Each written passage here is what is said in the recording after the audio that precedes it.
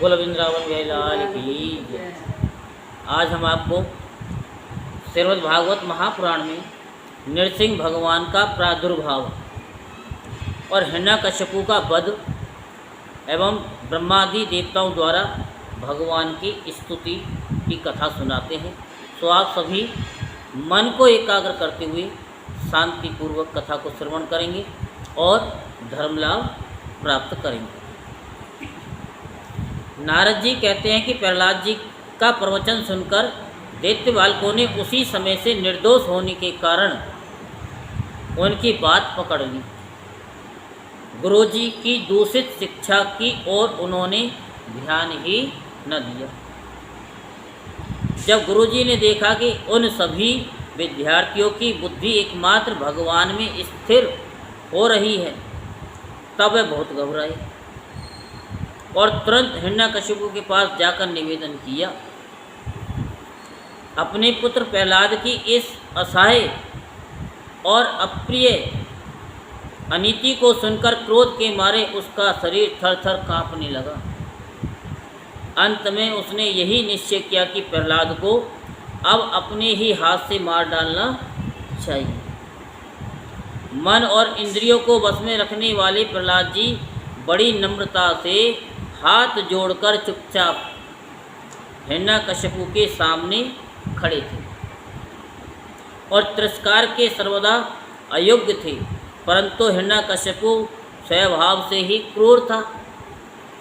वह पैर की चोट खाए हुए सांप की तरह फुफकारने लगा। उसने उनकी ओर पाप भरी दृष्टि टेढ़ी नज़र से देखा और कठोर वाणी से डांटते हुए कहा, मूर्ख, तो बड़ा उदंड हो गया है, स्वयं तो नीच है ही, अब हमारे कुल के और बालकों को भी फोड़ना चाहता है। तूने बड़ी ठठाई से मेरी आज्ञा का उल्लंघन किया है। आज ही तुझे यमराज के घर भेजकर इसका फल चखाता हूँ। मैं तनिक सा क्रोध करता हूँ तो तीनों लोक और उनके लोकपाल भी कांप उठते हैं। फिर मूर्ख, तूने किसके बलबूते पर निडर की तरह मेरी आज्ञा के विरुद्ध काम किया है? प्रहलाद जी ने कहा, दैत्यराज, ब्रह्मा से लेकर तिनके तक सब छोटे बड़े चर अचर जीवों को भगवान ने ही अपने वश में कर रखा है। न केवल मेरे और आपके बल्कि संसार के समस्त बलवानों के बल भी केवल यही है। क्या है? केवल वही है। वे ही महापराक्रमी सर्वशक्तिमान प्रभु काल हैं तथा समस्त प्राणियों के इंद्रिय बल, मनोबल, देह बल, धैर्य एवं इंद्रिय भी वही हैं। वही परमेश्वर अपनी शक्तियों के द्वारा इस विश्व की रक्षा और संहार करते हैं। वे ही तीनों गुणों के स्वामी हैं। आप अपना यह आसुर भाव छोड़ दीजिए, अपने मन को सबके प्रति समान बताइए। इस संसार में अपने बस में न रहने वाले को मार्गगामी मन के अतिरिक्त और कोई शत्रु नहीं है। कौन नहीं है? मन के अतिरिक्त, मन के अलावा और कोई शत्रु नहीं है। ये मन ही तो है कि ऐसे नहीं करना, वैसे नहीं करना, बस। तो मन में सबके प्रति समता का भाव लाना ही भगवान की सबसे बड़ी पूजा है। जो लोग अपना सर्वस्व लुटने वाले इन 6 इंद्रियों रूपी डाकुओं पर तो पहले विजय नहीं प्राप्त करते और ऐसा मानने लगते हैं कि हमने 10 दिशाएं जीत ली, वे मूर्ख हैं।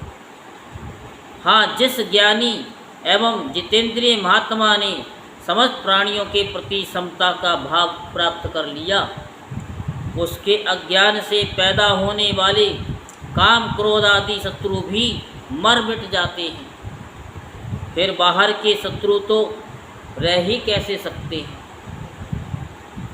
हिरण्यकशिपु ने कहा कि रे मंदबुद्धि, तेरे बहकाने की भी हद हो गई है। ये बात स्पष्ट है कि अब तो मरना ही चाहता है, क्योंकि जो मरना चाहते हैं वे ही ऐसी बेसिर पैर की बात किया करते हैं।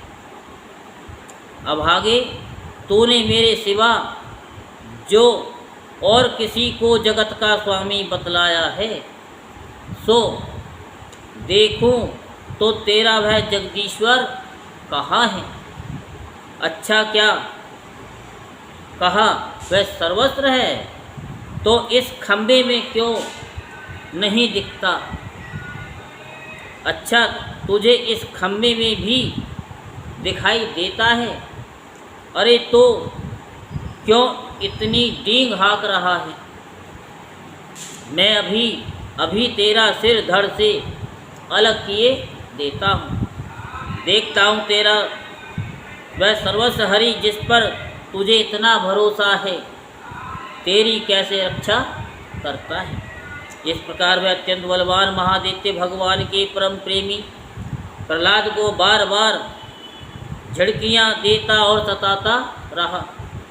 जब क्रोध के मारे वह अपने को रोक न सका, तब हाथ में खड़ग लेकर सिंहासन से कूद पड़ा और बड़े जोर से उस खंबे को एक घूंसा मारा। उसी समय उस खंबे में एक बड़ा भयंकर शब्द हुआ। ऐसा जान पड़ा मानो वह ब्रह्मांड ही फट गया हो। वह ध्वनि जब लोकपालों के लोक में पहुंची, तब उसे सुनकर ब्रह्मादि को ऐसा जान पड़ा कि जानो उनके लोकों को, यानी लोकों का प्रलय हो रहा हो। हिरण्यकशिपु प्रहलाद को मार डालने के लिए बड़े जोर से झपटा था, परंतु दैत्य सेनापतियों को भी भय से कपा देने वाले उस अद्भुत और अपूर्व घोर शब्द को सुनकर वह घबराया हुआ सा देखने लगा कि ये शब्द करने वाला कौन है। परंतु उसे सभा के भीतर कुछ भी दिखाई न पड़ा। इसी समय अपने सेवक प्रहलाद और ब्रह्मा की वाणी सत्य करने और समस्त पदार्थों में अपनी व्यापकता दिखाने के लिए सभा के भीतर उसी खंभे में बड़ा ही विचित्र रूप धारण करके भगवान प्रकट हुए। बोलो नृसिंह भगवान की। वह रूप न तो पूरा पूरा सिंह का ही था और न मनुष्य का ही।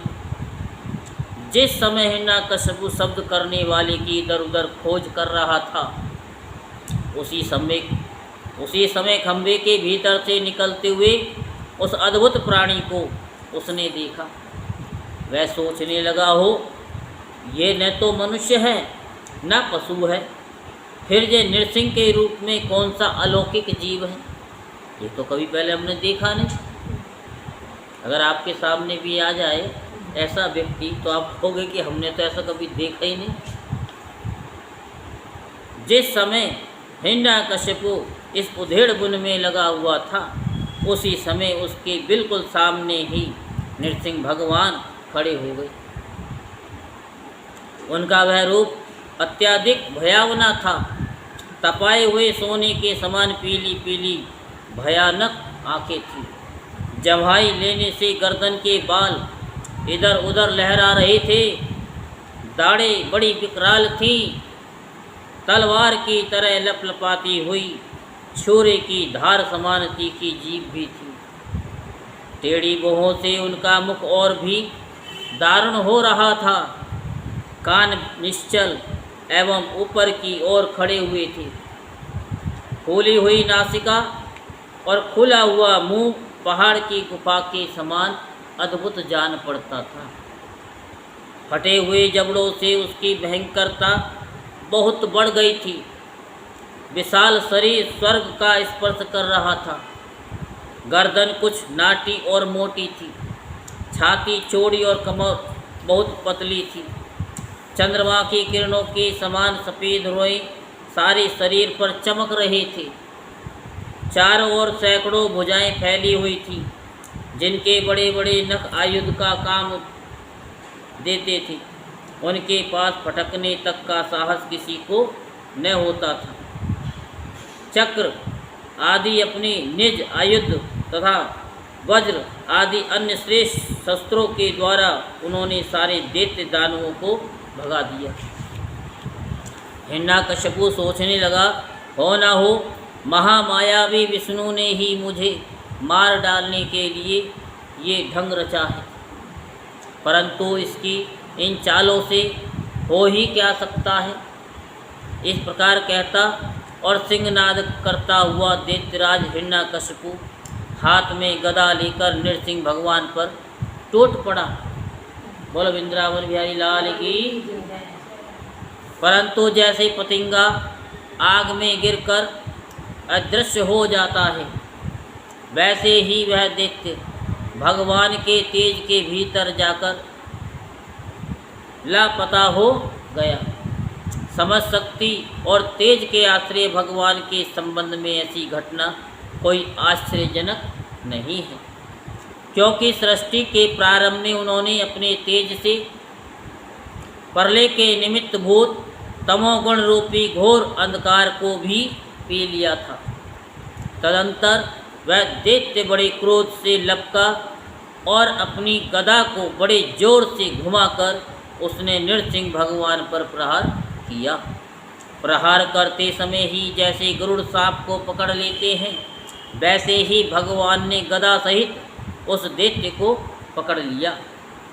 वे जब उसके साथ खिलवाड़ करने लगे, तब वह दैत्य उनके हाथ से वैसे ही निकल गया जैसे क्रीड़ा करते हुए गरुड़ के चंगुल से छाप यानी सांप छूट जाए। युधिष्ठिर उस समय सबके सब लोकपाल बादलों में छिपकर इस युद्ध को देख रहे थे। उनका स्वर्ग तो हिरण्यकशिपु ने पहले ही छीन लिया था। जब उन्होंने देखा कि वह भगवान के हाथ से छूट गया, तब वे और भी डर गए। हिरण्यकशिपु ने भी यही समझा कि नृसिंह ने मेरे बलवीर्य से डरकर ही मुझे अपने हाथ से छोड़ दिया। इस विचार से उसकी थकान जाती रही और वह युद्ध के लिए ढाल तलवार लेकर फिर उनकी ओर दौड़ पड़ा। उस समय वह बाज की तरह बड़े वेग से ऊपर नीचे उछल कूद कर इस प्रकार ढाल तलवार के पैतरे बदलने लगा कि जिससे उस पर आक्रमण करने का अवसर ही न मिले। तब भगवान ने बड़े उच्च स्वर से प्रचंड और भयंकर अट्टहास किया, जिससे हिरण्यकशिपु की आंखें बंद हो गई। फिर बड़े वेग से झपटकर भगवान ने उसे वैसे ही पकड़ लिया कैसे जैसे सांप चूहे को पकड़ लेता है। बोल वृंदावन बिहारी लाल की। जैसे हिरण्यकशिपु के चमड़े पर वज्र की चोट से भी खरोच नहीं आई थी, वही अब उनके पंजे से निकलने के लिए जोर से छटपटा रहा था। भगवान ने सभा के दरवाजे पर ले जाकर उसे अपनी जांघों पर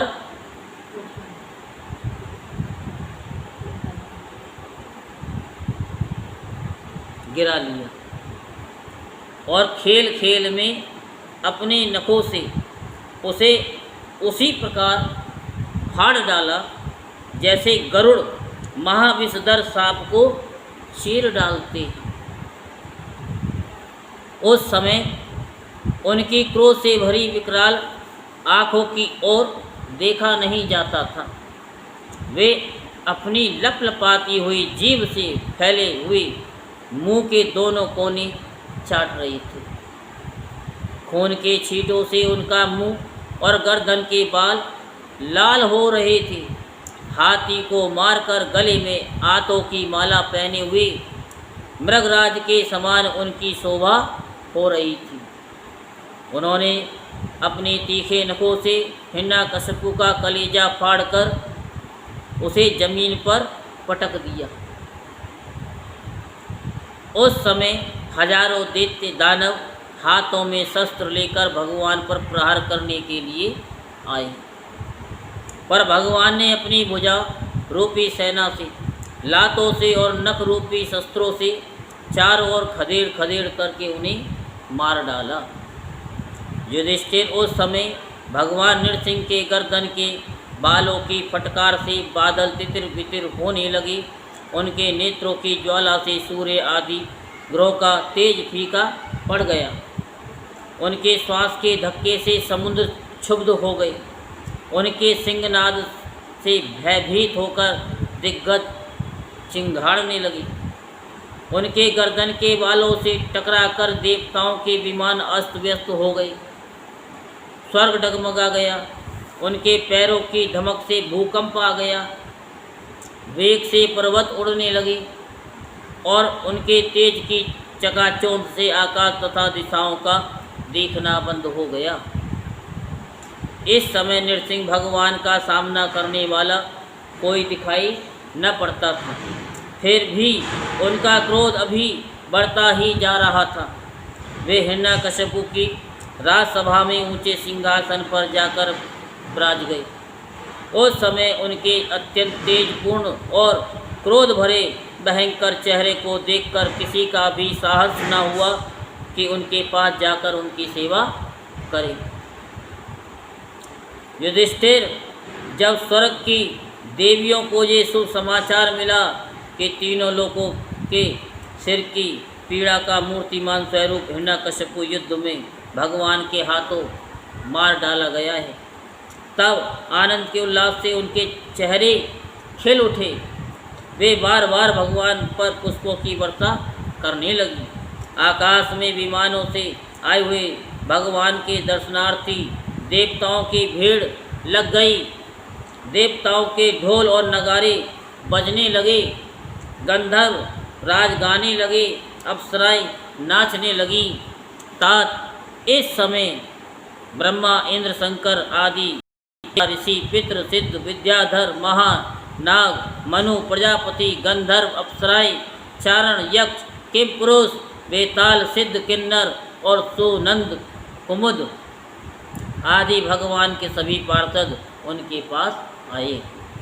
उन लोगों ने सिर पर अंजलि बांधकर सिंहासन पर विराजमान अत्यंत तेजस्वी नृसिंह भगवान की थोड़ी दूर से अलग अलग स्तुति की। बोलो वृंदावन बिहारी लाल की। ब्रह्मा जी ने कहा कि प्रभु, आप अनंत हैं, आपकी शक्ति का कोई पार नहीं पा सकता। आपका पराक्रम विचित्र और कर्म पवित्र है।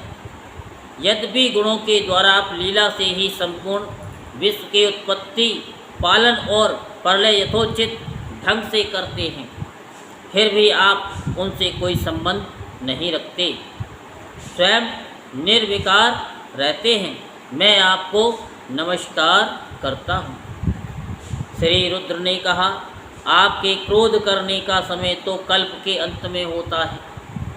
यदि इस तुच्छ दैत्य को मारने के लिए ही आपने क्रोध किया है, तो वह भी मारा जा चुका है। उसका पुत्र आपकी शरण में आया है। भक्तवत्सल प्रभु, आप अपने इस भक्त की रक्षा कीजिए। इंद्र ने कहा, पुरुषोत्तम, आपने हमारी रक्षा की है। आपने हमारे जो यज्ञ भाग लौटाए हैं, वे वास्तव में आप अंतर्यामी के ही हैं।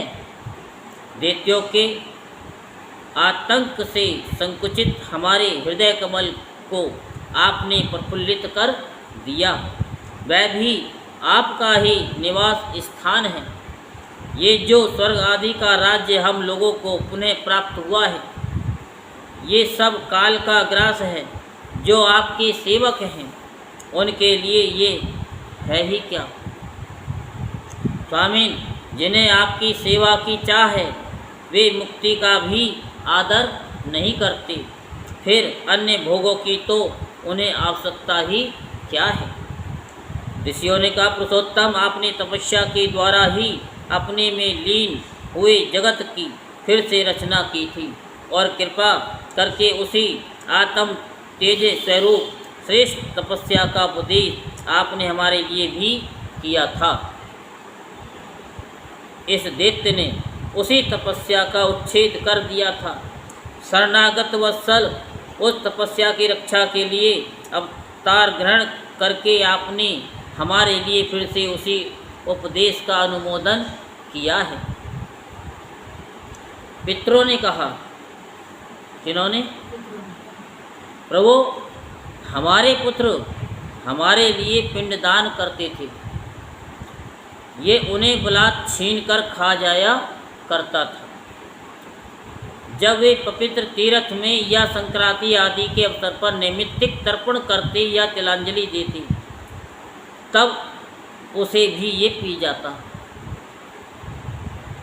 ये भागवत में ये बताया ना, लुटेरे आ गए आपके फलों को लेने के लिए, आपकी फल को, आपकी भक्ति को दूसरे कैसे ले जाते हैं आपको पता भी नहीं चलता, लेकिन गुरु ही बता देते कि देखो जी लुटेरे आ गए। पहले बताया था, चिल्ला चिल्ला के बताया, लुटेरे आ गए, आपके फल को लूटने के लिए आ गए।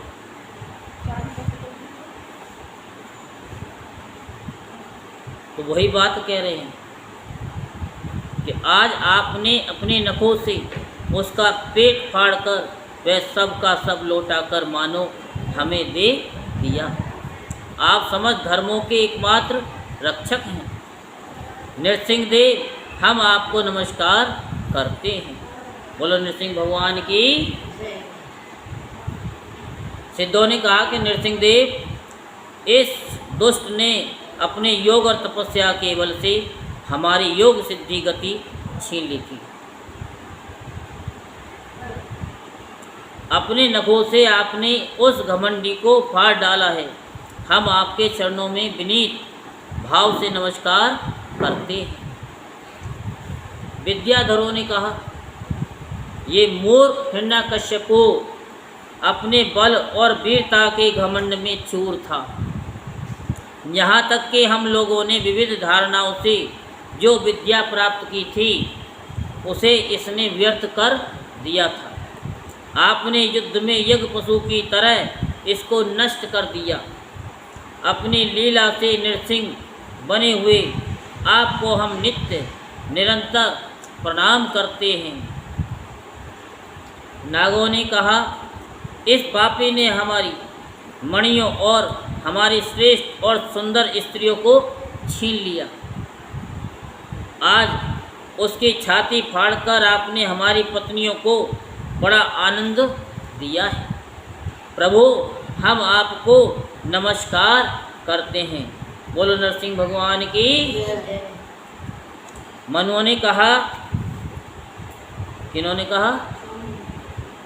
देवादिदेव, हम आपके आज्ञाकारी मनु हैं। इस दैत्य ने हम लोगों की धर्म मर्यादा भंग कर दी थी। आपने उस दुष्ट को मारकर बड़ा उपकार किया। प्रभु, हम आपके सेवक हैं, आज्ञा कीजिए, हम आपकी क्या सेवा करें? प्रजापतियों ने कहा, परमेश्वर, आपने हमें प्रजापति बनाया था, परंतु इसके रोक देने से हम प्रजा की सृष्टि नहीं कर पाते थे। आपने इसकी छाती फाड़ डाली और ये जमीन पर सर्वदा के लिए सो गया। सत्य में मूर्ति धारण करने वाले प्रभु, आपका ये अवतार संसार के कल्याण के लिए है।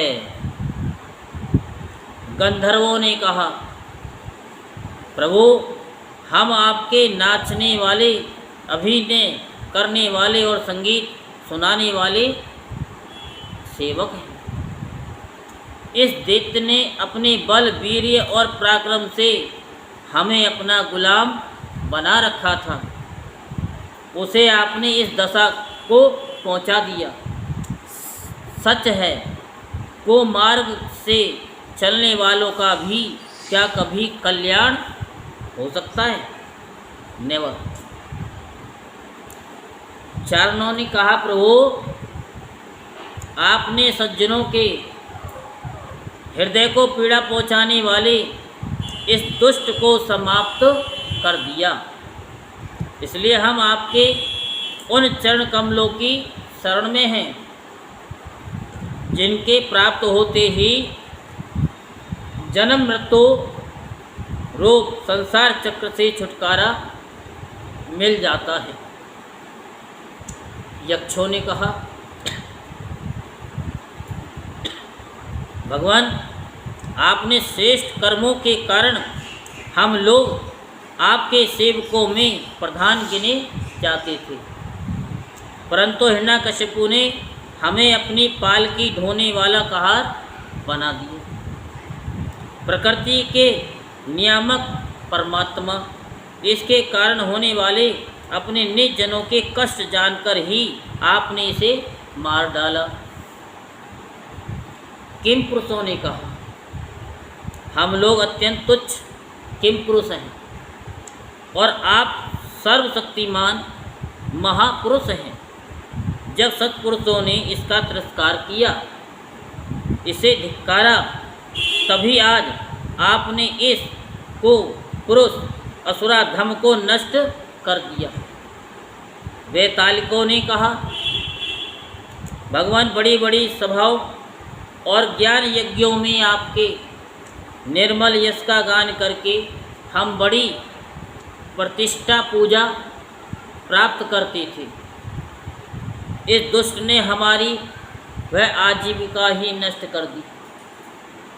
बड़े सौभाग्य की बात है कि महारोग के समय इस दुष्ट को आपने जड़ मूल से उखाड़ दिया।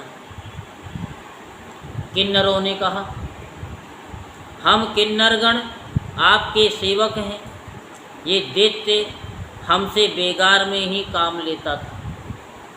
भगवान, आपने कृपा करके आज इस पापी को नष्ट कर दिया। प्रभु, आप इसी प्रकार हमारा अभ्युदय करते रहें।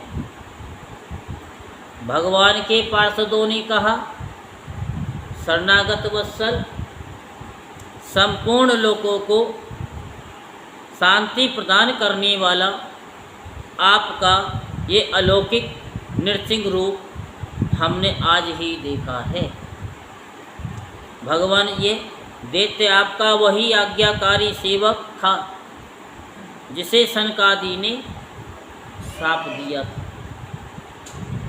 हम समझते हैं आपने कृपा करके इसके उद्धार के लिए इसका वध किया है। ये तो स्तुति हो रही, फिर भी भगवान शांत नहीं हुए। तो फिर सबने क्या काम किया वो हम कल आपको सुनाएंगे। बोलो वृंदावन बिहारी लाल की, बोलो बांके बिहारी लाल की। जय जय श्री राधे श्याम, जय जय श्री राधे श्याम, जय जय श्री राधे